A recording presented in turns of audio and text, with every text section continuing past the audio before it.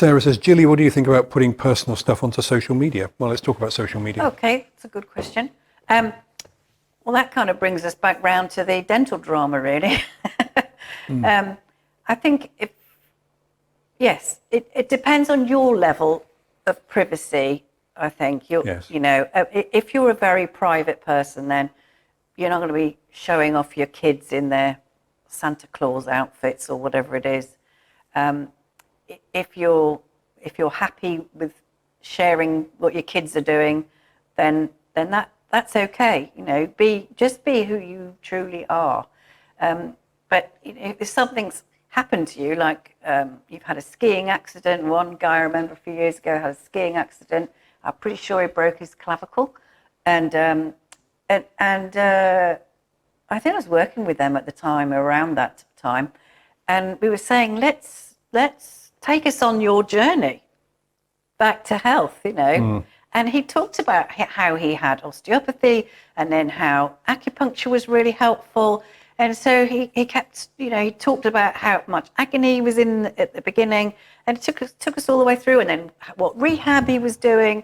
And it was quite fascinating because he kept it short and to the point, and he sort of shared his little highs and lows as he went through the journey. Yeah. But it was actually really nice just for him to say, oh, finally I can raise my arm again, or whatever it was. I can't remember the specifics.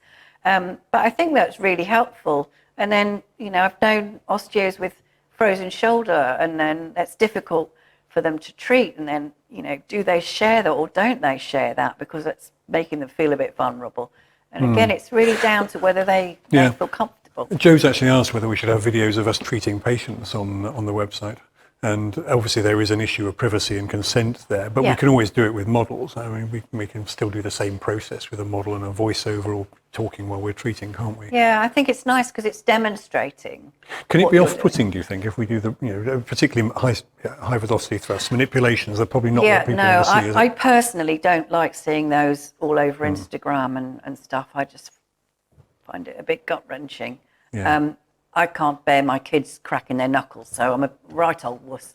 Yeah. But I just think that's clickbait, and it's not literally. Yeah. Yeah.